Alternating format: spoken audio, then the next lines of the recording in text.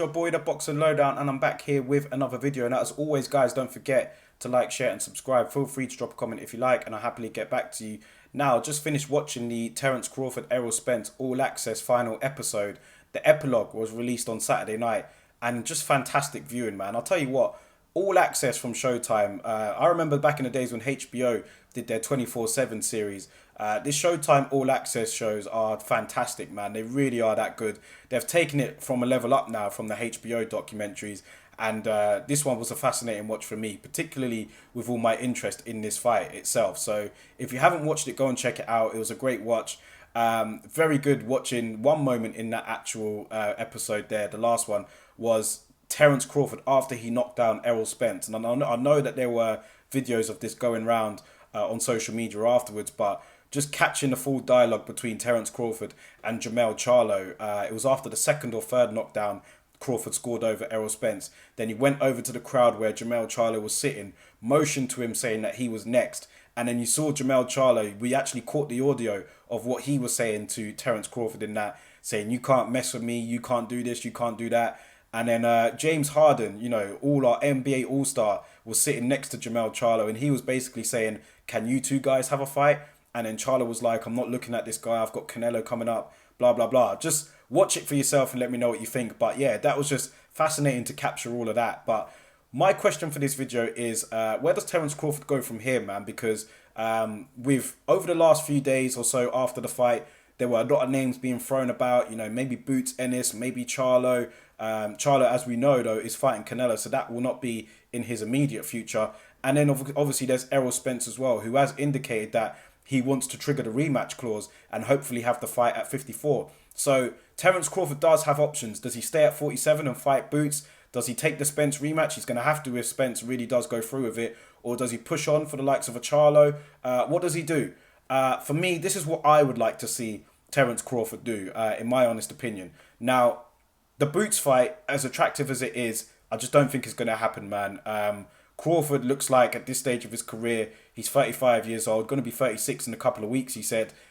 He said that he's looking for bigger and better things.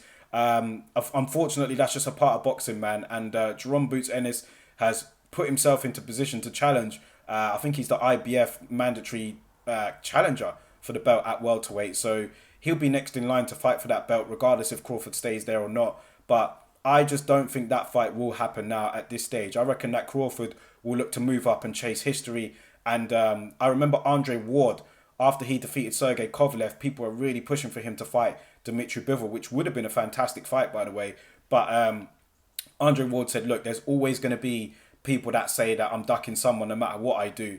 And I get it. Do you know what I mean? There's always going to be somebody in line next, right? So I guess some people are going to look at that and say the same thing for Crawford and Boots. But Crawford is now looking elsewhere. I think that he might look to maybe take the Errol Spence rematch. So if that is what he has to do, even though that's not really what I want to see, there may be a little bit of intrigue into how that fight would go at 54. Maybe Crawford could play on that. But if you're Crawford, you know, I personally don't want to see it. But if you're Terence Crawford, you would take it, right? Even if it is at 154, because he beat Errol Spence so comprehensively, he would be the overwhelming favourite if they were to fight again. So I guess the fight with Errol Spence at 54 would be next.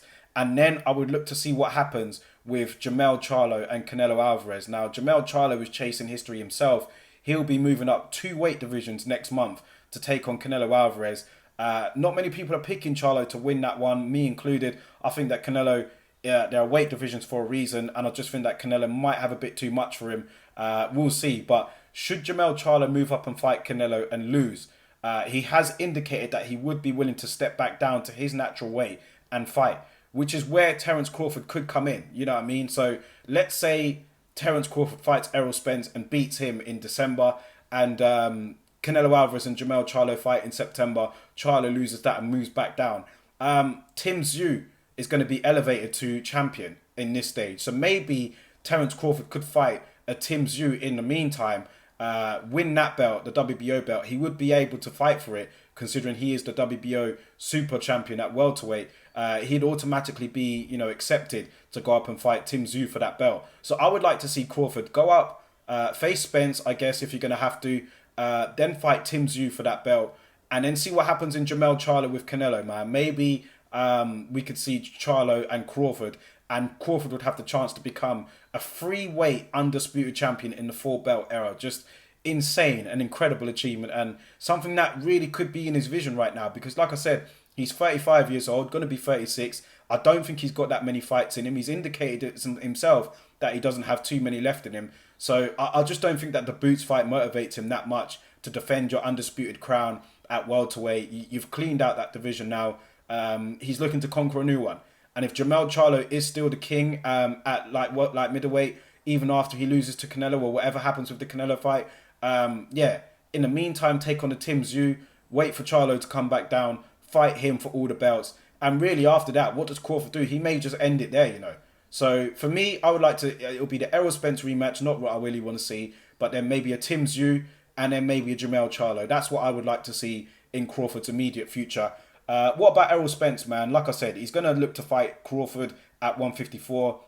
There were videos out of Doctor coming out and saying that he believes Errol Spence is suffering from neurological damage. Remains to be seen if that's true or not, but that was just his observations. Errol Spence, for me, some people have said they'd like to see him retire. Others have said they'd like to see how he looks at 54. Let's see. It is his only loss of his career so far. It was a worrying loss, and some people say that, I've seen it myself.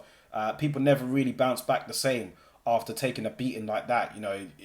Suffering a knockout, a one-punch knockout, is not as bad as getting a sustained beating over 10 rounds like Errol Spence got that time. So, questions have to be asked as to what he does and where he goes from here.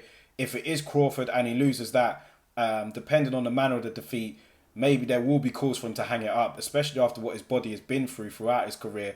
And 154 is no joke. There's no easy or light touches at that weight, man. Like I said, it's not full of superstars, but it is full of dangerous opponents, man. So he would have to pick very wisely. If it was just me, what I would like to see from Errol Spence, if he is to continue fighting, as I said on the pod, I would like to see him fight Keith Thurman and try and get that at 54. If you can get Keith Thurman at 54, then that would be what I would like to see Errol Spence do next. But it appears he's going to chase the Crawford rematch. So we'll see what happens, man. But just my thoughts on it all, man. Just sharing them to you guys. Let me know yours in the comment section as well. What you would like to see next for both men. And if you haven't seen the All Access Epilogue, go and check it out, man. It's been released. It's on their YouTube channel. Fantastic watch. Really enjoyed it. Let me know your thoughts about it anyway, guys. Look out for the pod on Monday. And I'll catch you guys on the next one.